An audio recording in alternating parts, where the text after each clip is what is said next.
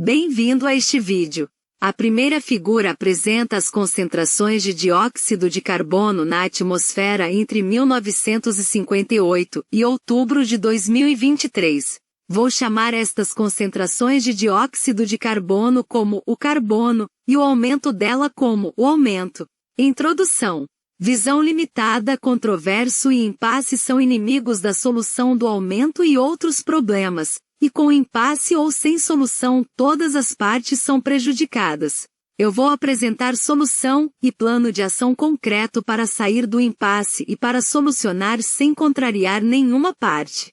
Diminuir ou zerar as emissões é essencial por vários motivos, mas somente a redução de emissões e mais ainda o uso de créditos de carbono para compensar por emissões vão aumentar o controverso e o consequente impasse e provavelmente provocar a nossa destruição irreversível bem antes das datas que certas partes querem alcançar certas metas. Muitas coisas importantíssimas para todos os humanos já se encontram irreversivelmente degeneradas ou já parcialmente ou totalmente destruídas. E isto inclui o nosso DNA e o nosso funcionamento cognitivo. Poucas partes falam disto. Antes do auge da tempestade perfeita, o nosso funcionamento cognitivo e até o tamanho do nosso cérebro e crânio eram reconhecidos e considerado importante porque um cérebro maior seria sinal de funcionamento cognitivo superior, e estes nos fazia mais humano, mais adequado e superior comparando com todas as outras espécies. Isso explicaria o porquê humanos dominam o mundo e justificava certos direitos ou práticas. No meu ver, esta visão é baseada pelo menos por parte um certo oportunismo, que como sabemos pode ser muito destrutiva. Para encerrar este capítulo quero apenas lembrar que Hitler e os nazistas gostaram desta visão e usaram a parte de suposta superioridade para justificar o que sabemos que fizeram.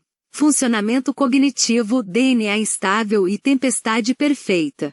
Funcionamento cognitivo e o nosso DNA instável e em casos em colapso são apenas parte insignificante de um número e uma amplitude enorme de problemas recentes, relacionados à tempestade perfeita que disparou em 1990. Agora que o funcionamento cognitivo está claramente em uma crise progressiva, e 2. O nosso DNA, no meu ver, com risco de colapso iminente desde 1990, parece que ninguém dá mais atenção ao mesmo funcionamento cognitivo e cérebro, nem à redução e destruição de expectativa de vida, qualidade de vida e mais uma miríade de retrocessos, todos alarmantes.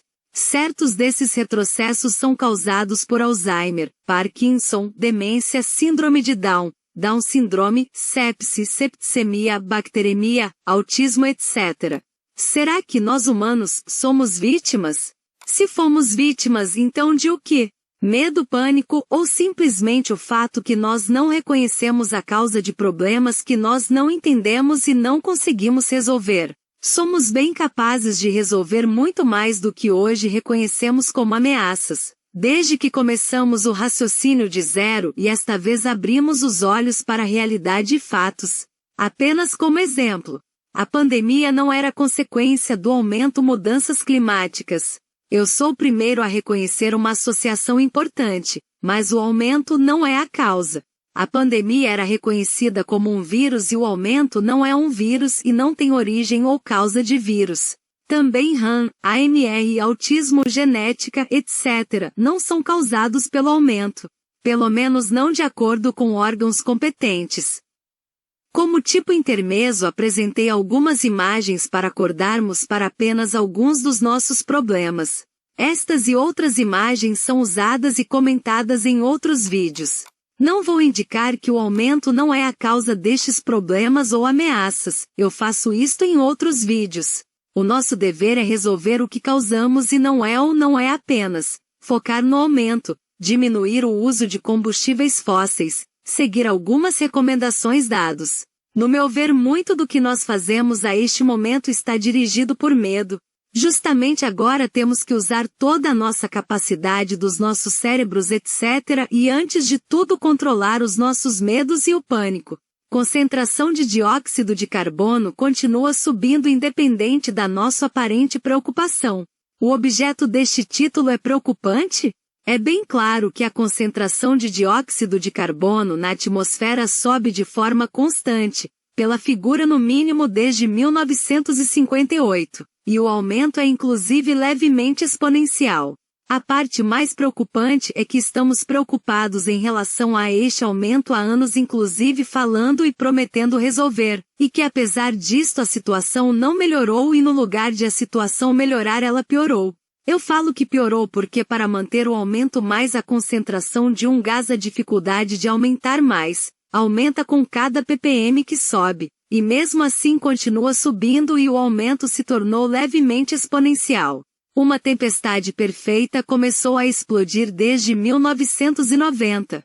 Independente da nossa preocupação com o aumento que já existe bem antes de 1958, agora uma tempestade perfeita, anteriormente desconhecida, começou a explodir, disparar, entre 1990 e 1995, e agora tem um aumento levemente exponencial. A tempestade perfeita é algo recente, por isso deveria ser mais fácil de reconhecer e de resolver. À primeira vista, o aumento parece bastante estático, e por isto mais difícil de associar a algo. Sabemos que certas partes até recente alegaram ou deram a impressão de que, só temos as mudanças climáticas como problema importante. Como falado antes, mudanças climáticas não causam nada em si da tempestade perfeita. O alegado não é verdade porque temos vários inclusive recentes problemas e estes formam a tempestade perfeita. 2. As mudanças climáticas são dominantemente e unicamente associadas ao uso de combustíveis fósseis, algo que também não é verdade porque temos mais e mais importantes causas que levam ao aumento. Se fosse verdade, o aumento teria desacelerado porque o uso das principais fontes como carvão entraram em queda antes de 2010, no caso da China antes de 2014. Como você pode ver, o aumento não desacelerou, mas aumentou. O aumento está associado à tempestade? O aumento pode parecer muito associado à tempestade perfeita ou pelo menos às mudanças climáticas, só que não estão positivamente associados, mas negativamente associados. Por causa da interpretação errada da associação, certas previsões já falharam. Isto gera muito controverso em sociedades já polarizadas. O controverso leva à ineficiência e ao impasse, e como conflitos levam ironicamente a mais emissões e danos, que afinal prejudicam todas as partes. Falhas na previsão não quer dizer que não tem problema, apenas que as previsões falharam. Quando tem um problema e as previsões falham sistematicamente, isto mais provavelmente significa que a verdadeira ou principal causa ainda não foi reconhecida. Como dito antes, esta tempestade perfeita não parece muito associada ao aumento. Porém, analisando o aumento se descobre uma associação forte com outra causa ainda não reconhecida. Uma vez conhecida esta associação forte, permite procurar e sugerir uma solução para ambos: 1. O aumento e 2. Tempestade. Também descobrimos que por ter a mesma causa, ainda não reconhecida, resolver a tempestade também resolve o aumento e vice-versa. Pessoalmente, a tempestade perfeita me assusta muito mais do que o aumento das concentrações porque sei que resolver a tempestade perfeita também resolve o aumento. Como o uso de combustíveis fósseis não é a principal causa do aumento, reduzir ou zerar o uso de combustíveis não vai resolver todo o aumento, e menos ainda a tempestade perfeita. Isto não quer dizer que o aumento não seria problema, porque é um sinal de problema. Detalhes da figura e associação com pelo menos um elemento da tempestade perfeita. O aumento do carbono dá a impressão que houve uma retomada do aumento das concentrações de carbono na atmosfera depois de uma queda no aumento entre 1988 e 1994 e 1997, período que cobre a mencionada tempestade perfeita explodindo, disparando. Entre 1990 e 1995. Esta queda e explosão explodindo, disparando. Entre 1990 e 1995 também coincide com uma queda de expectativa de vida e apresenta associação temporal com o isolamento da Índia por Motivo de Yersinia pestis em 1994 e este evento se encontra dentro do período de reemergência de Yersinia pestis, confirmado por vários órgãos competentes. Está estimado entre 1990 e 1995, mas apresenta auge até no mínimo 1997 e continua até hoje, final de 2023.